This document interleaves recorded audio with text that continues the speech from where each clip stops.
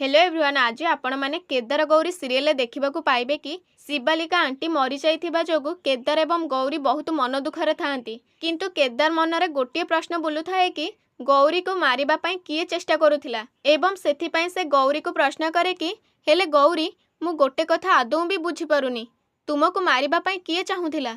आउ केदार ठारो ए सब सुनिला परे गौरी चाली चालिका केदार पाखक आसे आउ ताको कुहे कि एठारे बसी बसी मु एहार आंशिक उत्तर पाई सारिछि केदार।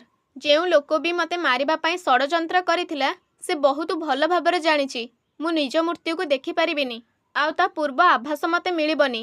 आउ सेइथि पई से एही परि भाबरे पूर्व प्रस्तुति करिथिला एवं से बहुत चतुरता सहित एही योजना करिथिला।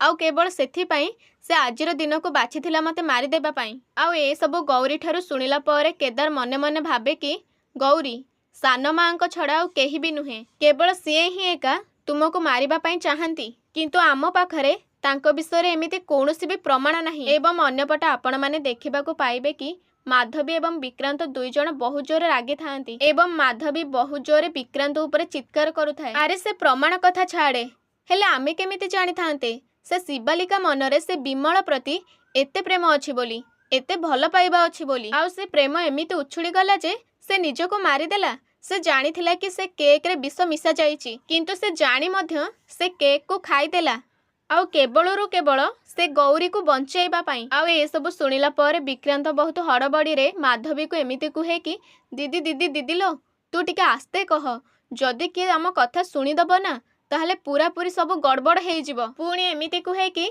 ए दीदी लो, मते लागुची से चतुर सियाल पीयूष पुणी थरे फेरिक आसिलानी, जदि से कोठारे लुचिके आम कथा शुणुथिबो ना ताहले आम अवस्था खराब करिदब। ताहले सांग माने आगो को कौन हेबो से सब को जानिबा पई चैनल को सब्सक्राइब करिके रखंतु।